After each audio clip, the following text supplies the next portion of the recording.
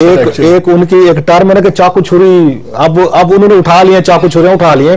जब सल्तनत का बादशाह जो वीक होने लगता है ना, तो जो उसकी प्रिंसिपैलिटीज होती है ना, तो वहां पे भी सर उठाना शुरू हो जाते हैं कि बादशाह सलामती ऑन हिज वे आउट, साजिशें हो गई हैं, बादशाह पकड़े गए, उनके चौक पे पकड़े गए। तो जिसके पास जो भी वहां पे कला होता है ना, कोई भी फोर्ट उसने होल्ड किया हुआ लॉर्ड ने, वो फिर उसी का ही वो मालिक बन जाता है। और ये हिंदुस्तानी तारीख में कई दफा हो चुका है कि जहां पे दिल्ली का बादशाह वीक होता था, मुल्तान में बगावत होगी, लाहौर में होगी, हैदराबाद होगी, बट अगर जहां पे भी थे सारे के सारे लॉर्ड्स बन जाते थे कि जनाब आज के बाद मैं इस इलाके का हूं। दैट्स व्हाट एग्जैक्टली डार साहब इज। मुल्तान से शुरू होती है बगावतें सारी। चले अभी नहीं होती नहीं, इस पे कर लेते हैं हजूर, माफ कर दे डार साहब, आपकी रियायत पे कर रहा हूं। आप ये बात भी साफ कर लेंगे। साउथ पंजाब का आपको जवाब देना पड़ेगा मोहम्मद मालिक साहब, आज छोड़ देते हैं। आप will let it go today. So Dar साहब आप इस पे क्या कर रहे हैं? डार साहब अपने आप को डिस्टेंस कर रहे हैं और उनको अदालत डिस्टेंस होने नहीं दे रही। वो जो चीजें लेके मैं जेन्युइनली फील करता हूं, जेटी ने डार साहब पे हाथ हौला रखा है, जो मैंने डॉक्यूमेंट्स पढ़े हैं। लेकिन वो तो कह रहे हैं सर बड़ा मेरे साथ उन्हीं को ये तो बेवकूफी में फंस गया ना, मैं फिर कह रहा हूं। उन्होंने सिंपली इनको कहा जी आपके मीन जो है वो नहीं मिल रहे। एक चीज ऐड कर दूं, जब उन्होंने कहा ना कि जी बड़ा सख्त रवैया, तो वहां पे जस्टिस हस्बैंड मुस्कुराए। हमारा रवैया तो ठीक है ना, हमें बता दे, बताए तो सही, तो बुरा सलूक नहीं किया आपसे। सो डार साहब जो हैं, अगर वो जब मुकर रहे हैं जी कि जनाब मेरा जो बयान वो ठीक नहीं था, तो जैसे आज वहां अदालत में जो ये प्रोसीडिंग हम सुन रहे हैं दोस्तों से, तो उसके बाद मुलजम बन गए दोबारा। अब डार साहब उसमें फंस गए हैं बंद गली में जाके। अपने आप को बचाना है या उन्होंने नवाज शरीफ साहब को बचाना है? एक बच सकते, दोनों भी बच सकते इसमें। और प्लस नहीं, मेरा ख्याल है जिस तरह की प्रोसीडिंग डार साहब की हुई, डार साहब ने आप बैल वो कहते हैं मुझे मार, मैं अगर उस पर अगर मैं डार साहब की जगह होता और ये सारी मैंने ये चीजें की होती कि मैनेज की हुई है, 2 नंबरें की हुई है मैं सुप्रीम कोर्ट में वकील लेके ना जाता कि लेट इट बी सो, क्योंकि फोकस जो है ना इस वक्त सारे का सारा वो नवाज शरीफ की डिस्क्वालिफिकेशन पे था। डार साहब ये डार साहब तीसरे चौथे पे आते थे क्योंकि लोगों का फोकस था।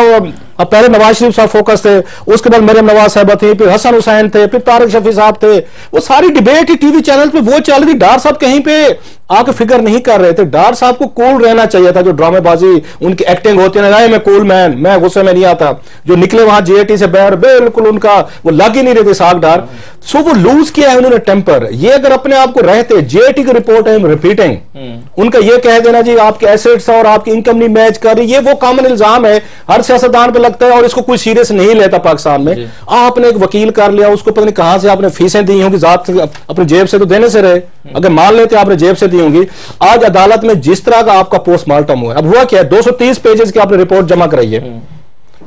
अब वो पब्लिक होगी, हमारे तक भी पहुंचे, हमारे जैसे शरपसंद भी बैठे हमारे पास आ गई है, मगर उन्होंने अदालत ने एंटरटेन वर्चुअली ठीक है जमा करा देंगे, वो उसको एंटरटेन ऐसा नहीं किया, नुकसान 230 क्लासें को भी मिल गई और वो एंटरटेन भी नहीं हुई। जो 230 पेजेस आपने जमा करवाए हैं अपना दिफा करने के लिए, वो सबसे ज्यादा एविडेंस आपके खिलाफ इस्तेमाल हो रहा है। डार साहब को अंदाजा करें, अब उसमें ये बता रहे हैं कि नैब ने ये फोटो कॉपी जो थी, मैं लेके आया था वहां से लेटर जो मुझे मिले थे शेख मुबारक के, तो उनकी फोटो कॉपीज में नाब ने सेटल कर दी। आपने लेटर खुद लगाए, आपने 3 खतों जो हमें नहीं पता था, हमारे लिए पहला ये बहुत बड़ा डिस्क्लोजर है कि डार साहब ने 3 वहां पे लेटर पैड पे उनका सिग्नेचर लेके उन्होंने 1 करोड़ रुपया सेटल करवा लिया यहाँ पे।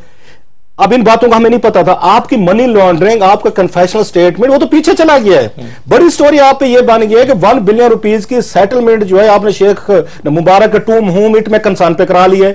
सो डार साहब अपने आप को बहुत बड़े मेरा ख्याल उसमें लेके गए। अपने थे वो समझ रहे थे कि नहीं जी मेरा कोई तल्लुक नहीं, मियां नवाज शरीफ साहब और उनके खानदान से पूछें, मैं बड़ा क्लीन हूं। सारे शोर में खामोशी से मैं इनका शॉर्टकट क्या बनता था? जीएटी में गए थे, बाहर आते हंसते मुस्कुराते आते, कहते जी उन्होंने जो पूछा मैंने जवाब दिया, थैंक यू वेरी मच, और आप लोग ठीक हैं, दैट्स इट।